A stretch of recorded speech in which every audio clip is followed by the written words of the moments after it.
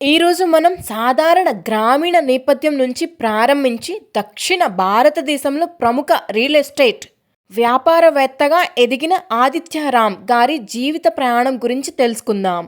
తూర్పుగోదావరి జిల్లాలోని జగన్నాథపురం గ్రామంలో జన్మించిన ఆదిత్యరామ్ గారు చిన్నప్పటి నుంచే పెద్ద కలలు కనేవారు.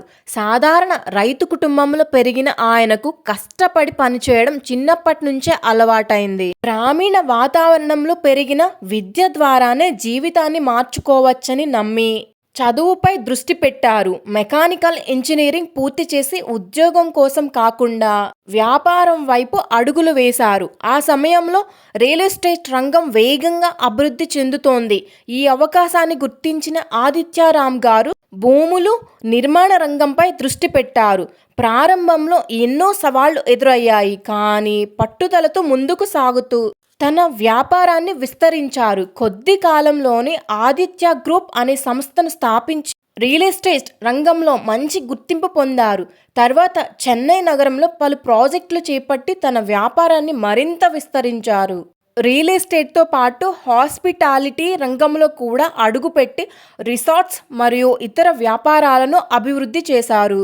వ్యాపారంలో విజయం సాధించిన తర్వాత సినిమా రంగంపై ఆసక్తితో చిత్ర నిర్మాణంలోకి ప్రవేశించారు. తెలుగు సినీ పరిశ్రమలో పలు సినిమాలను నిర్మించి నిర్మాతగా కూడా గుర్తింపు పొందారు.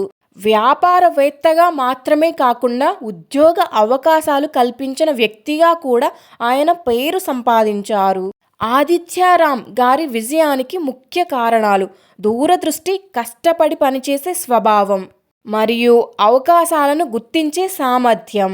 గ్రామం నుంచి వచ్చిన ఒక యువకుడు కోట్ల రూపాయల వ్యాపార సామ్రాజ్యాన్ని నిర్మించడం నిజంగా ప్రేరణాత్మక విషయం. నేడు ఆయన పేరు దక్షిణ భారతదేశంలోని ప్రముఖ వ్యాపారవేత్తలలో ఒకరిగా నిలిచింది. ఈ కథ మనకు చెప్పే సందేశం ఒక్కటే: పుట్టింది ఎక్కడ అనేది కాదు, చేరుకోవాలన్న గమ్యం కోసం ఎంత కష్టపడతామన్నదే ముఖ్యమైనది.